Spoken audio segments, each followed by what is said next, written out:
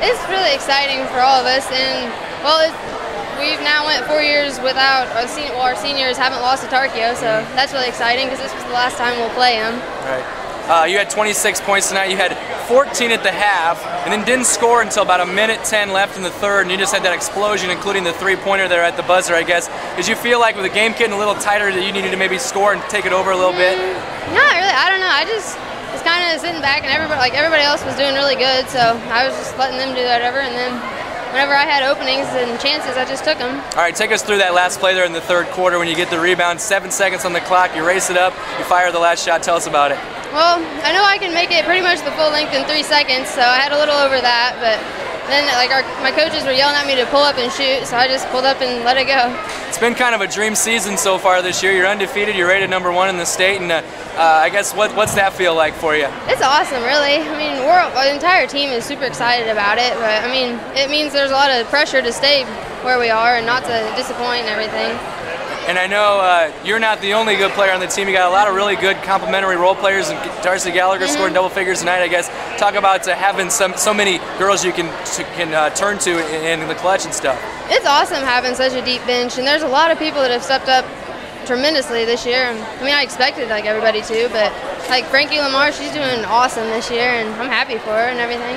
For a sophomore, she's doing really good. Hey, congratulations on the win. Thanks a lot. Well, thank you. Well, I thought we played really well. Really well. Our press really worked good. It's worked good all year. We kind of tend to wear teams down, and I thought we did that somewhat to Tarkio. Tarkio, don't take anything away from them because they really played well. Our transition game, we like to take the ball down the floor as quick as we can, and I thought that we really did well with that. Our inside game was a lot better tonight. The girls inside did an excellent job defense, and we got some buckets inside too. Megan, I haven't seen her play every single game in her career like you have, but I think she's maybe a little more of a different player than what I'd seen from her in the past in terms of, I think she has more people around her that she feeds the ball to. Can you talk about just having those complementary role players around her, how good that's made you? Well, that's what the difference in this team this year is. I mean, we've got 3 guards out there that can shoot the ball well with Frankie Lamar and Callie and Devers and Darcy Gallagher, and then our inside game stepping up tonight so we could go in and out and did well. Yeah. How about Megan's little run there at the end of the third, beginning of the fourth? Oh, that was big. You've seen that before, yes, haven't you? I've seen it many times. Yeah. You talking about her just as a player. How do you kind of put into words what she kind of means this to the school, to the community? Yeah, well, where Nodaway-Holt's never been before, and that's because a big reason of that's because of Megan. I mean, she's very unselfish. She wants the other girls to do well, but if it comes to where she's got to do it, she does it. Got a big one next Friday, I think, against Mountain City. That's correct. Very good team. I know they lost to Tarkio, but I guess what are we looking for in that one? Well, Mountain City's an outstanding team. They got an excellent point guard, Kendi Eaton. She shoots the ball well outside. And then they got a couple of Ashford girls on the wings that shoot the ball. And then inside they got Emily Wedlock, who's a force inside. Coach, congratulations on the win tonight, and thanks a lot. Okay. Well, just our half play. We had the opposite post come across. Cody gave me a good pass to lane. I just finished. Just felt good to get the basket, get us the lead. Yeah, you got great position there. I guess that play kind of starts before the inbound. Yeah, well, we kind of knew Tarkio would switch on it, so I knew I'd get good position on the guys coming across. I sealed him out, so I get a good look for that. This was a back and forth game. Tarkio just didn't seem to get over the hump, and then finally they hit that 3 and they tie it up. I guess what goes through your mind when you're leading the whole game and all of a sudden it's tied late in the ball game? We gotta know we gotta make a play. We've been in some close games, haven't worked our way. We had to make a couple plays. That way we get a victory for our side.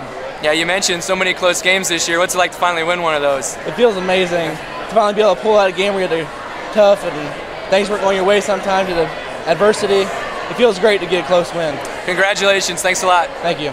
Well, we just ran a simple baseline screen with our 2 big people, and when Tarkio switched, Devin had a nice lob opportunity inside, and Cody Schniedermeyer made a nice pass to him, and the big guy was able to finish through, and kind of symbolic of his tournament. He played pretty well all week. And then Tarkio calls the timeout, 20 seconds left, and you go to man for the first time. What went through your mind with that decision? Well, I didn't want either one of their guards to get an open three, and we just told the kids, move your feet for heaven's sakes. Don't give up anything easy. And then the big thing was hit the boards afterwards. And, of course, we got the rebound with a few seconds left, and, you know, Bryce was able to hit one free throw and kind of put it away right from there.